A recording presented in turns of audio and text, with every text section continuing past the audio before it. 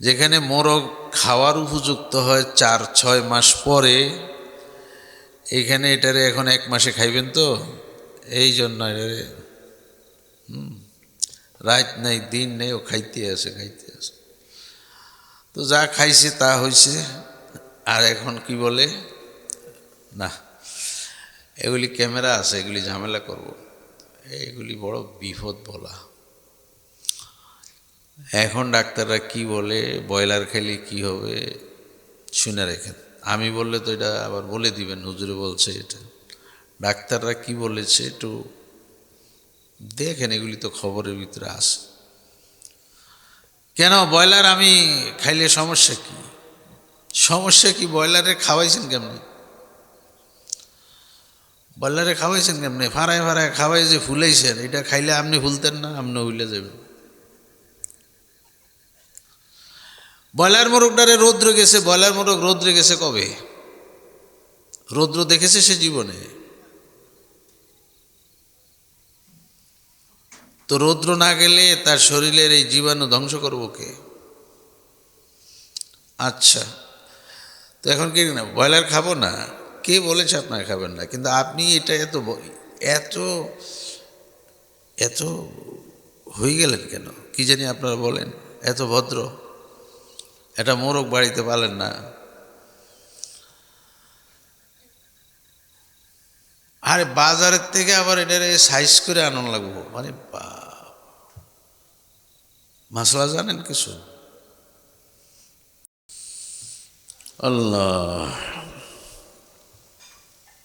মোহতারাম, বয়ানের শেষ দিকে, মাহফিলেরও শেষ, আলোচনার একটা ভিন্নতা থাকে। আমি তো আজকে অনেক বছর আপনাদের এখানে আসি, কিছু কথা হয়তো শুনেছেন আগে।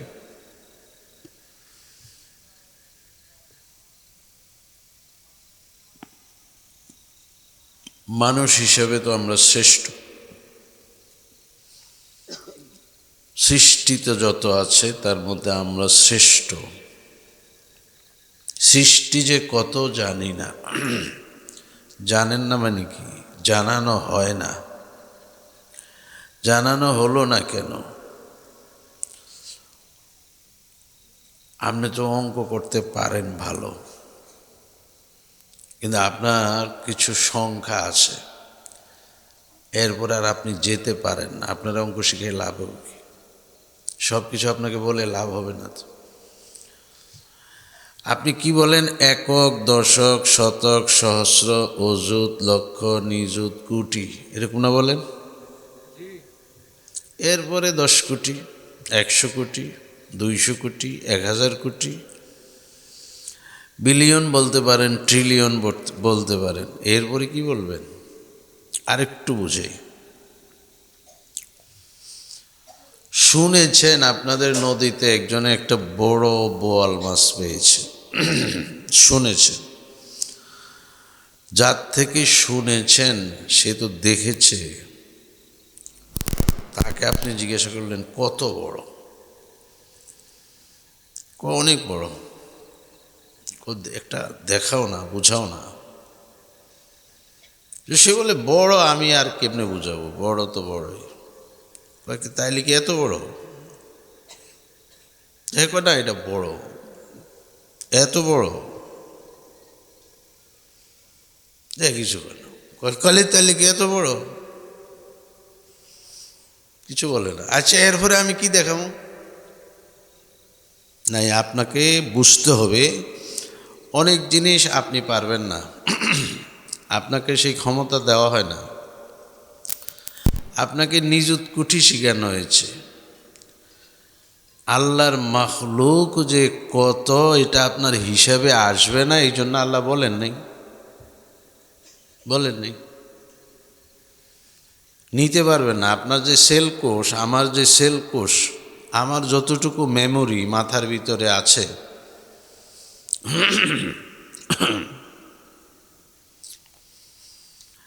এটাতে ধারণ ক্ষমতা নেই, লোড নিতে পারবে না।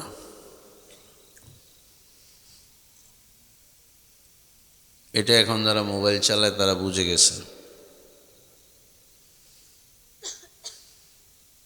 আপনার হলো 16 জিবি, 22 জিবি, 23 জিবি, 28 জিবি, আপনি তো এটাই বলতে পারেন, কিন্তু এরপরে যে নাই কিছু কি করবেন? কিন্তু আরো বেশি লাগবে, তো তো নিতে পারবেন না, জায়গা নাই, এই জন্য বলেন না। বিজ্ঞান বলেছে পৃথিবী থেকে কোটি কোটি গুণ বড় তারকা আছে, গুণ গুণ বড় তারকা। পৃথিবী থেকে কোটি কোটি গুণ, 13 কোটি তো সূর্য, সূর্য থেকে কোটি কোটি গুণ বড় তারকা। এরকম কোটি কোটি তারকা আছে এক একটি গ্যালাক্সিতে। এরকম কোটি কোটি গ্যালাক্সি মহাকাশে আছে। কি বুঝলাম? কি বুঝলাম? এটা কি নিতে পারতেছেন, বুঝতে পারতেছেন, আন্দাজ করতে পারবেন? আচ্ছা, শ্রেষ্ঠ তার মধ্যে আমি আপনি, এটা বলেছেন আল্লাহ। সৃষ্টি কত ওটা জেনে তোমার লাভ নেই, ওটা তুমি নিতে পারবা না। আমি অসীম, আমার সৃষ্টিও অসীম। তুমি সসীম, তোমার দিমাগও সসীম। বুঝে গেছেন না?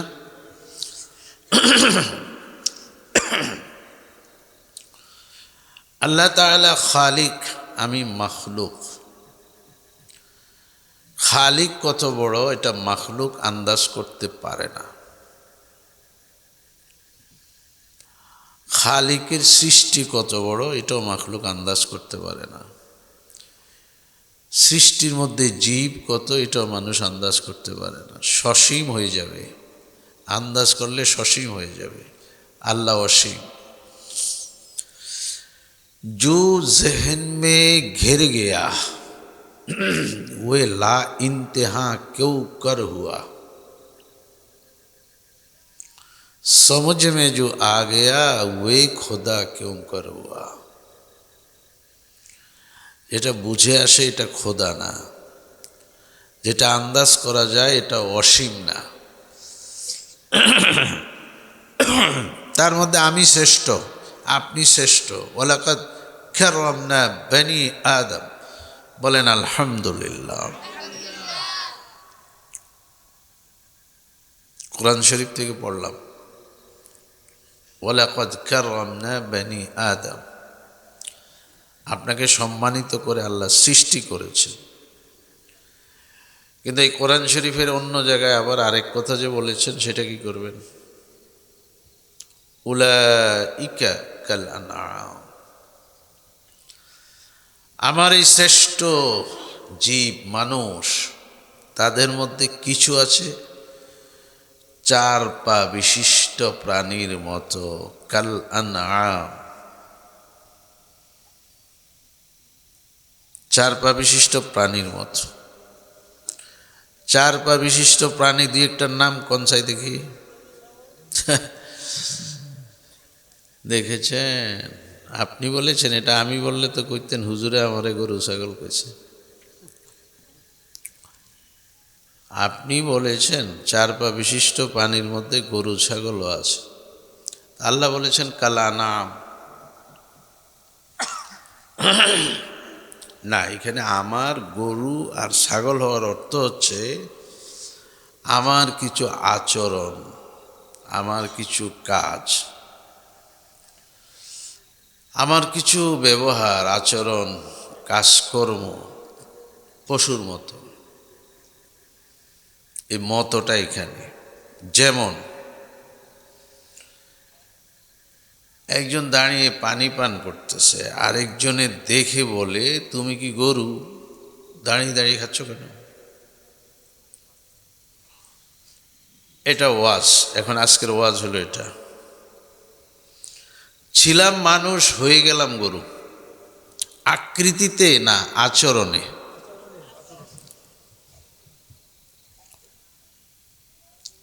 কাজকর্মে আমি গরুর মতো আচরণ করেছি।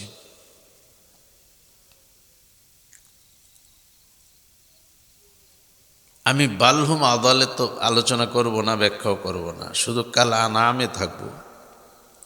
বালহুম আদাল আরও নিকৃষ্ট, পশুর থেকেও আরও নিকৃষ্ট আছে কিছু, ওদের আলোচনা করা তো দুষ্কর। মানুষ পশু হয়ে আবার পশুর থেকে নিকৃষ্ট হলে ওটা কি হবে?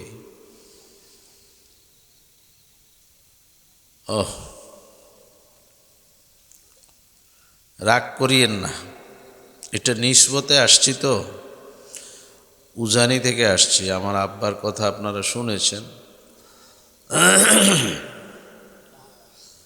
আবার বলি, রাগ করিয়েন না, আগের দিনের ওয়াজ। উনি বলেছেন দাড়িওয়ালার ঘরে মোচওয়ালা হয়েছে, তো মোচওয়ালার ঘরে কি হবে? ওই আলোচনা জটিল, আমি যাব না সেখানে। আমি কাল আনাম পর্যন্ত থাকি। বালহুম আদাল ওটা ভয়ঙ্কর, ওটা বড় হুজুররা বলবে।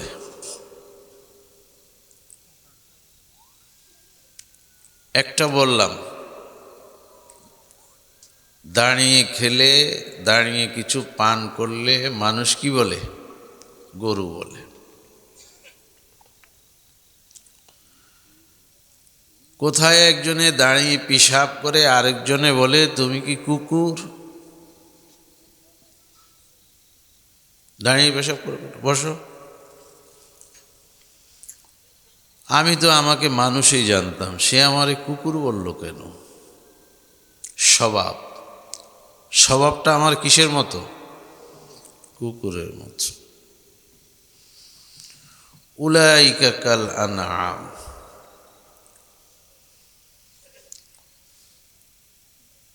আপনারা 5-7 জন কোথাও গিয়েছেন, ভালো মেহমানদারি হয়েছে, খানা খেয়েছেন, তো আপনাদের সঙ্গীরা বলতেছে উঠো চলো যাই।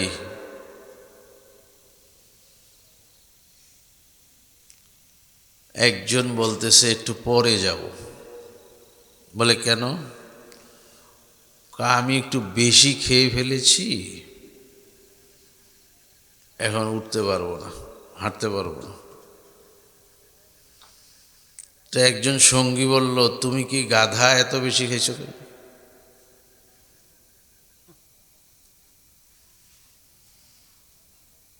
তাহলে বেশি খাওয়া কিসের স্বভাব? মানুষ, আমি মানুষ, এই আমারও কয় গাধা। আচ্ছা, আমি তো এটা জানতাম না, মানে গরু পশু এগুলি খাওয়ার কোনো নীতি নেই, আদর্শ নেই, আমাদের আছে। আমার বাবা গরু পালতেন, গরু, অনেক গরু। তো একদিন কাজের ছেলেকে বলতেছিল এই গরুটারে, আমাদের এলাকায় নাইন্দা বলে, যেটাতে পানি খায়, ঘাস খায়, এটাতে সরাও। তো সে সরাই দিয়েছে। আমি ওরে একটু আড়াল হুঁশিয়ারে জিজ্ঞাসা করলাম যে কী ব্যাপার, গরু সরাই লেখা? আমি তো দেখছি সে খুব খাইতেছিল, মজা করে খানা খাইতেছিল, সরানোর দরকার কি? ও দেখলেন না হুজুরে বলছে সরাই ফেলতে। আমি বললাম হ্যাঁ দেখছি, ঠিক আছে।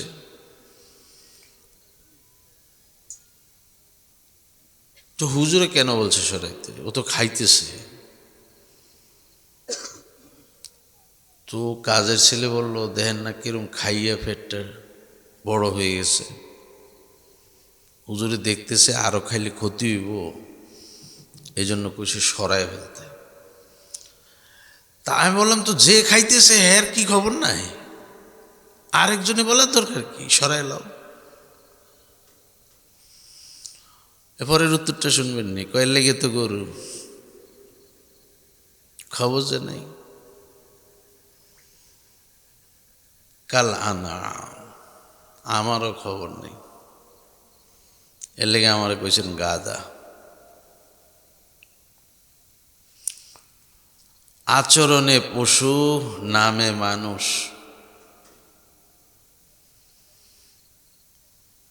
কারো জন্য বিধান নাই তো খাওয়ার, এই জন্য কোনো সমস্যা নেই, গরু যেমনি খাইবে এমনি। আপনার জন্য বিধান আছে।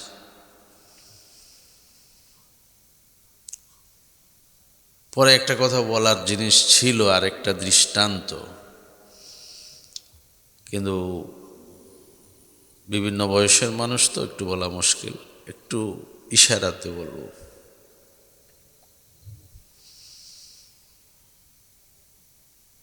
এটা ইসলামের সৌন্দর্য, বিবাহ বান্ধব জীবন।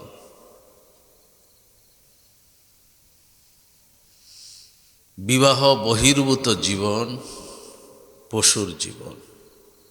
বুঝে গেছেন না? বুঝে গেছেন তো? এদের মধ্যে কোনো নির্বাচন করা লাগবে না, কার সাথে তার শাহওয়াত, তার রিপুর চাহিদা মিটাবে, এর জন্য কোনো নির্ধারিত কেউ নাই। তা আপনারা মুসলমানরা ছাড়া অন্যদেরও একই অবস্থা, একই অবস্থা।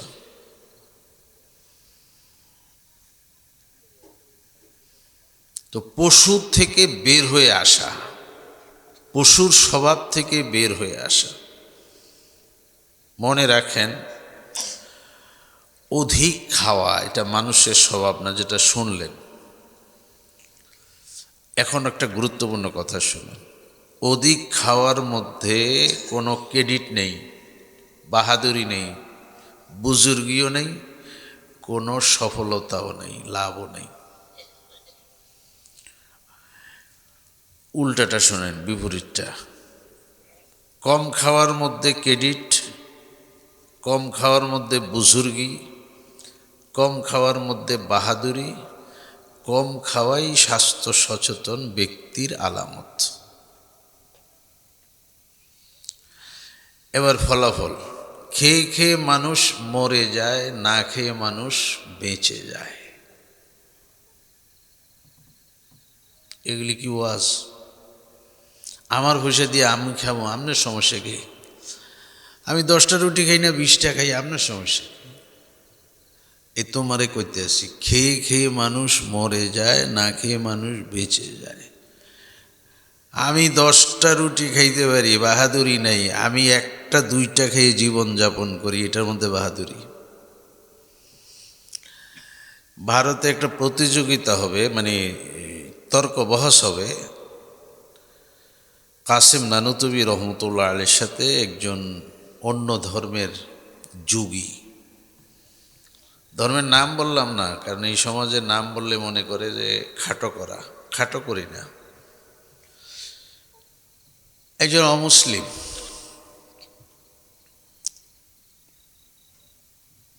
তো অমুসলিম এসে এক অমুসলিমের বাড়িতে অবস্থান করতেছেন।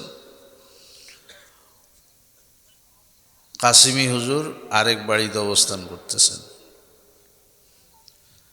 অমুসলিম যে বাড়িতে, ও বাড়িতে তার জন্য খাওয়ার আয়োজন হয়েছে অনেক। ওখানে এক মুসলমান দেখতে গেছেন তার আচরণ।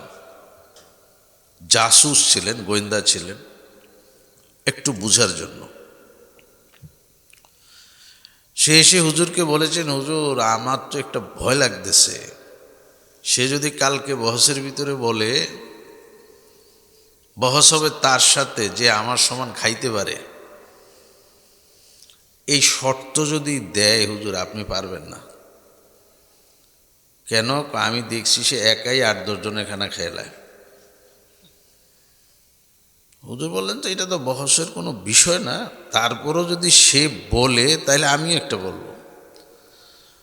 সে যদি বলে কে বেশি খাইতে পারে, তার সাথে, যে আমার সমান খেতে পারে তার সাথে বহস, তাহলে আমি বলবো কে কতক্ষণ না খেয়ে থাকতে পারে তার সাথে আমার বহস।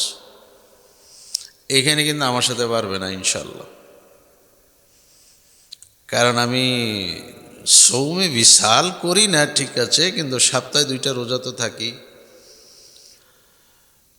এখানে তো পারবে না আমার সাথে।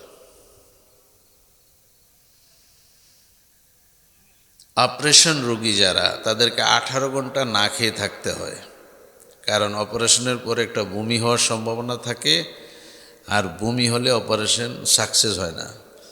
এই জন্য অপারেশন রোগীকে 18 ঘন্টা না খাওয়ায় রাখে, বমির বেগ হলেও যেন কিছু না আসে। এই 18 ঘন্টার মধ্যে যারা রোজার ট্রেনিং নেই, এগুলি মরা যায়, এগুলি অপারেশনের পরে ফিরাই না, কারণ এমনি তো মরে গেছে। 18 ঘন্টা না খাবে রাখছেন তো হেনেতে মারা গেছে, হেরার অপারেশন লাগতো না, কারণ রোজা কি জিনিস জীবনে রাখে না। মোহতারাম, না খাওয়ার মধ্যে কোনো ক্রেডিট নেই, এটা বলতেছিলাম। খাওয়ার মধ্যে মানে কম খাওয়ার মধ্যে ক্রেডিট, বেশি খাওয়ার মধ্যে ক্রেডিট নেই, বাহাদুরি নেই। আপনি অসুস্থ হবেন না, আপনি সুস্থ থাকবেন, সুস্থ থাকবেন, ভালো থাকবেন, অসংখ্য রোগ আপনার শরীরে আসবে না। আচ্ছা, যে কথার জন্য বলেছি, পশুর জন্য খাওয়ার কোনো বিধান নেই, আপনার জন্য খাওয়ার বিধান আছে। আপনার বিধান কি? ক্ষুধা লাগলে খাও, ক্ষুধা থাকতে শেষ করে দাও। দেখি বলেন তো কথাটা, আপনার দিকে রেখে আমার দিকে রেখে বলি। ক্ষুধা লাগলে খাবো, ক্ষুধা থাকতে শেষ করে দিব। এবার বলেন,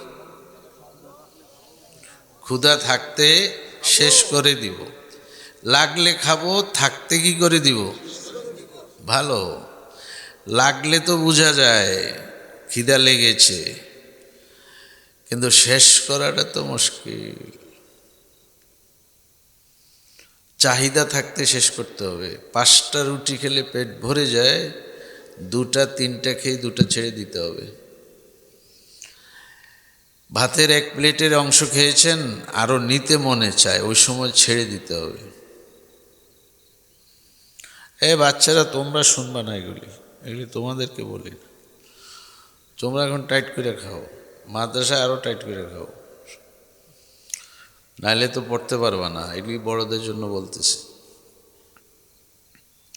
তবে আমি আপনাদেরকে বলি, বা ছোট বাচ্চাদেরকে বলি না, ছোট কোলের বাচ্চা, 2-3 বছরের বাচ্চা যারা, এদেরকে আপনারা অনেক সময় খাওয়ানোর লেগে হয়রান হয়ে যান। আমার বাচ্চারা খায় না, খায় না, খায় না, যারে দেয় তারে আমার বাচ্চা খায় না, কিছু খায় না। খায় না মানে কি? আপনি কদ্দুর খাইলে খুশি হইবেন, ভাড়ায় ভাড়ায় খাওয়াইন না ভাই, ভাড়ায় ভাড়ায় খাওয়াইন না। এত খাবার নিয়ে তারা কোনো লাভ নেই। ও যদ্দুর দরকার ও ওদ্দুর খাইলেই বল, আপনাদের কইতো না কদ্দুর দরকার। এখন কি কারণ কি জানি, একটা হলো লেকটুজেন, আর একটা কি, এই যে ভাত খিচুড়ি করে খাওয়া হয়, কি জানি একটা সেরিলাক, গুতে গুতে বরে, গুতে গুতে বাচ্চার মোটা করবো, স্বাস্থ্যওয়ালা করবো, শুধু শুধু রোগ সৃষ্টি করতেছেন। ওর যতটুকু খানা সে খাবে, এত চেষ্টার দরকার নেই, অযথা চেষ্টা করতেছে। আমি বলি শোনেন, খাওয়াটা একটা লিমিটেশন আছে, এটা বয়সের সাথে সাথে আস্তে আস্তে বাড়বে। এইটাই তার চাহিদা, এইটা কুদরতিভাবে হবে। আচ্ছা, এই যে লেকটুজেন এক দুধ আছে, ওটার প্যাকেটে লেখা আছে এর সমান সমকক্ষ বিকল্প, মায়ের দুধের সমান বিকল্প সমকক্ষ কিছু নেই। এটার অর্থ কী? এটার অর্থ হচ্ছে লেকটুজেন তো 1, 2, 3, এই 1, 2, 3 মানে কি? এটা 6 মাস, এরপরে 6 মাস, এরপরে 6 মাস, তো 6 মাস পরে নিয়ে আপনি এটা পরিবর্তন করবেন? আল্লাহ তো প্রতিদিন মায়ের স্তন এটারে পরিবর্তন করতেছে। এটা সমান কি হইব? এটা সমান কি হইব? এটাই খাক না কয়দিন, আলগা এত বেশি ফিটার মারো, ফিটার করো লাগতো না, ওটুকে সারো। আস্তাগফিরুল্লাহ, আস্তাগফিরুল্লাহ, আস্তাগফিরুল্লাহ। সমাজ নষ্ট করে ফেলেছি আমরা, কিছু উল্টাপাল্টা চিন্তা চেতনা। খাওয়া পশুর একটা, মানুষের একটা। মানুষে খাওয়ার আগে হাত ধুইতে হবে, পশুর ধুইতে হবে? মুখ দিতে হবে, আপনার দুইটাই লাগবে, হাতও দিতে হবে, কুলিও করতে হবে। এটা মানে বিজ্ঞানের দৃষ্টিতে কিছু কথা আছে, আমি এটা বলতেছি না। কেন হাত দিতে হবে এটা বলবো না, শুধু একটা বলবো। আল্লাহ রসুল দুই হাত দিতে বলছে, এইটা তো বড় কঠিন কথা বলছে। মানে হাত ধুমো তো ঠিক আছে, তো ভাত খাবো, রুটি খাবো তো ডান হাতে খাবো, বাম হাত ধুইব কেন? একটা বুঝ আসতো এরকম, আরে বাম হাতে তো লাগে, গ্লাস ধরতে হয়, জগ ধরতে হয়, চামচ ধরতে হয়, ঠিক আছে ওটু ধুই নেই। এটা প্রথম বুঝতাম, হয়তো এই কারণে দুই হাতের কথা বলেছে।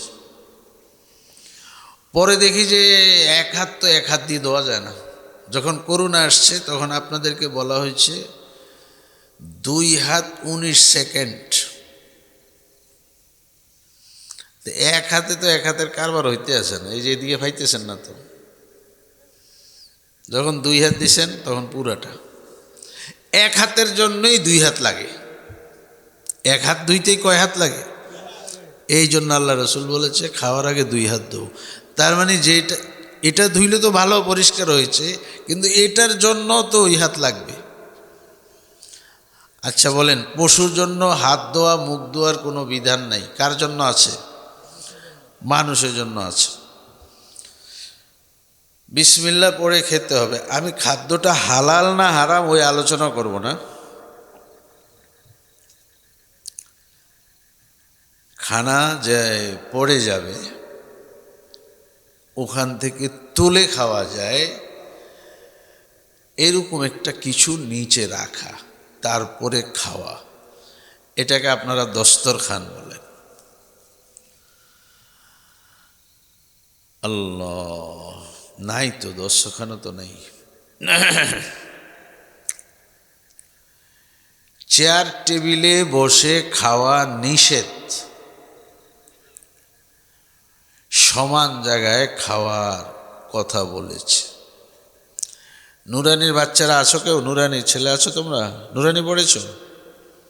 নুরানি পড়েছ? বসার আদব কয় প্রকার? 3 প্রকার। কেমনে কেমনে বলো সে? এক হাঁটু কি কোন সময়? লেখার সময়। আর 2 হাঁটু উঠাইয়া, এই যে দেখেছি বাচ্চারা বলে 2 হাঁটু উঠাইয়া খাওয়ার সময়। এইভাবে বসে যদি সমান জায়গায় খান তো অটোমেটিকলি আপনার একটা বাম হাতটা পেটের উপরে থাকে, পেটের উপরে রেখে আপনি খাচ্ছেন ডান হাতে 2 হাঁটু উঠাইয়া। তখন কিন্তু আপনার খাদ্য অটোমেটিকলি কম হয়েছে, বেশি খেতে পারবেন না। এমনভাবে বসানো হয়েছে বেশি খাওয়ার সুযোগ নেই, বেশি খাওয়ার সুযোগ নেই।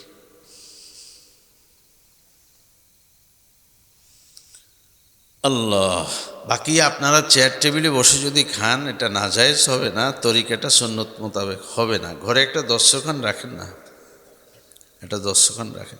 দস্তরখান নিয়ে অনেক কথা আছে, অনেক কথা আছে, কিন্তু একটা আমল তো চলে আসছে সে আগ থেকে, এটাই রাখেন, রাখেন।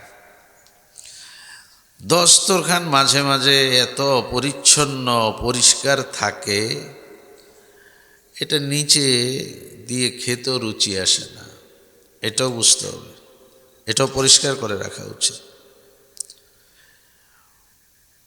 এটা পরিষ্কার করে রাখা উচিত। প্লেট তো প্রতিদিন ধুয়েছেন, দস্তরখান কবে ধুয়েছেন? এটা কেন 2 সপ্তাহ পর একবার ধুন? আচ্ছা,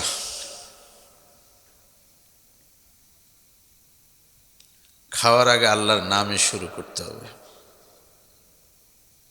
বিসমিল্লাহি আলা, আল্লাহর নামে শুরু করব। খাওয়ার আগে 1 গ্লাস পানি পান করব। 1 গ্লাস বিজ্ঞান বলেছে, আমাদের নবী কিছু পানি পান করে খেতে বলেছে। এটাতে অনেক উপকার আছে, অনেক উপকার আছে। খাওয়ার মাঝখানে পানি পান করতে নিষেধ করেছে, নবী করেছেন, এখন বিজ্ঞানও বলে, ডাক্তারও বলে। খাওয়ার পরে কুলি করতে পারবেন, হাত ধুয়ে কুলি করবেন, একটু খাবেন, কিন্তু 2-3 গ্লাস পানি খাবেন না। নবী নিষেধ করেছেন, বিজ্ঞান নিষেধ করেছেন, ডাক্তার নিষেধ করেছেন। কিতাব পড়েন সুন্নাত ও সায়েন্স, ওটাতে দেখবেন এগুলি লেখা আছে। খাওয়ার আধা ঘন্টা পরে পানি পান করবেন, 1 থেকে 2, সমস্যা নেই।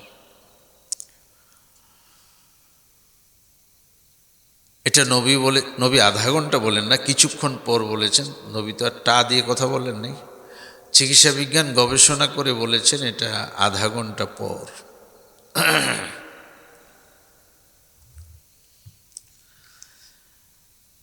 এটা আপনার জন্য, যেহেতু আপনি শ্রেষ্ঠ, আপনার জন্য শ্রেষ্ঠ বিধান, অন্য কারো জন্য না। তো ক্ষুধা লাগলে খাবো, ক্ষুধা থাকতে শেষ করে দেবো, একটা গেল। আরেকটা হলো দিনের খানার পরে একটু বিশ্রাম আছে। বিশ্রাম মানে ঘুম না, বিশ্রাম মানে একটু শুয়ে থাকা। এটা সময়কাল নাই, তবে বিজ্ঞান বলেছে এটা যেন আধা ঘন্টা, 1.25 ঘন্টার বেশি না হয়। এখানে আবার ঘন্টাকে ঘন্টা ঘুমাইলে ক্ষতি হবে। 3 নাম্বার হচ্ছে রাতে খানা খেয়ে শোয়া যাবে না, রাতে খানা খেয়ে হাঁটতে হবে, দিনে খানা খেয়ে শোয়া। রাতের খানার পরে হাঁটা চলা করা, হাঁটা চলার সুন্নতের উপর বিজ্ঞান গবেষণা করে বলেছে এটা 2 ঘন্টা। এখন রাতে খানা খাবেন 10টায়, শুইতে হবে 12টায়। এই রোগটা সৃষ্টি করলেন আপনি আর আমি। এত রাত কেন খাবেন? রাতের খানা খাবেন ইশার আগে, মাগরিবের পরে, সর্বোচ্চ ঈশার নামাজ পড়ে গিয়ে খেলেন, শুইতে পারবেন না, শুইতে হবে 2 ঘন্টা পরে। আমরা যেই সময় ঈশার নামাজ পড়ি এটাও তো ঠিক আছে, কিন্তু মাদ্রাসা যেখানে যেখানে অন্য কোনো মুসল্লি নেই, ওখানে নামাজ পড়ে 9:45, 9টায়। ততক্ষণে তো এখন যে বড় রাত, এখন আপনারা 7টায় নামাজ পড়েন, মাদ্রাসায় এখনও 8:30, 9:45, 9টায় নামাজ পড়ে। এর আগে তাদের পড়ালেখা, খাওয়া দাওয়া, অনেক কাজ সেরে ফেলে তারা। এশার নামাজ পড়ে বিছানা করতে করতে 10টা বেজে যায়, অটোমেটিকলি 2 ঘন্টা পরে শো। রাতের খানা খেয়ে শুয়ে গেলে আপনার ডায়াবেটিস, হাই প্রেশার হয়ে যাওয়ার সম্ভাবনা বেশি। অসংখ্য রোগ, আমি 2টাকে শুধু আপনারা পরিচয় জানেন এই জন্য বললাম আর কি। এটা কোথাও লেখা নাই, অভিজ্ঞতা থেকে দেখেছি।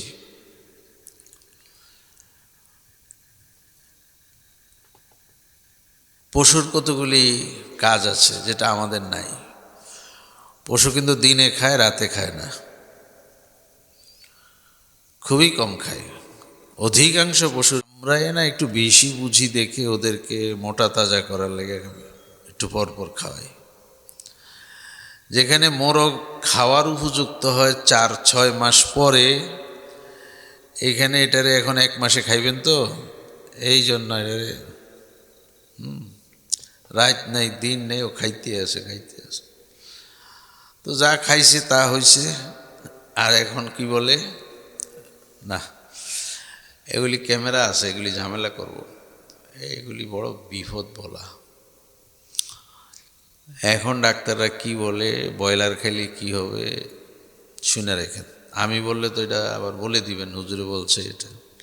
ডাক্তাররা কি বলেছে একটু দেখেন, এগুলি তো খবরের ভিতরে আসে। কেন ব্রয়লার আমি খাইলে সমস্যা কি? সমস্যা কি? ব্রয়লারে খাওয়াইছেন কেমনি? বয়লারে খাওয়াইছেন কেমনে? ফাড়ায় ফাড়ায় খাওয়াই যে ফুলাইছেন, এটা খাইলে আপনি ফুলতেন না? আপনি হইলে যাবেন। ব্রয়লার মোরগটারে রৌদ্র গেছে, ব্রয়লার মোরগ রৌদ্রে গেছে কবে? রৌদ্র দেখেছে সে জীবনে? তো রৌদ্র না গেলে তার শরীরের এই জীবাণু ধ্বংস করবো কে? আচ্ছা, তো এখন কি না ব্রয়লার খাবো না? কে বলেছে আপনার খাবেন না? কিন্তু আপনি এটা এত এত হয়ে গেলেন কেন কি জানি? আপনারা বলেন এত ভদ্র, এটা মোরগ বাড়িতে পালেন না। আরে বাজারের থেকে আবার এটারে সাইজ করে আনন্দ লাগবো, মানে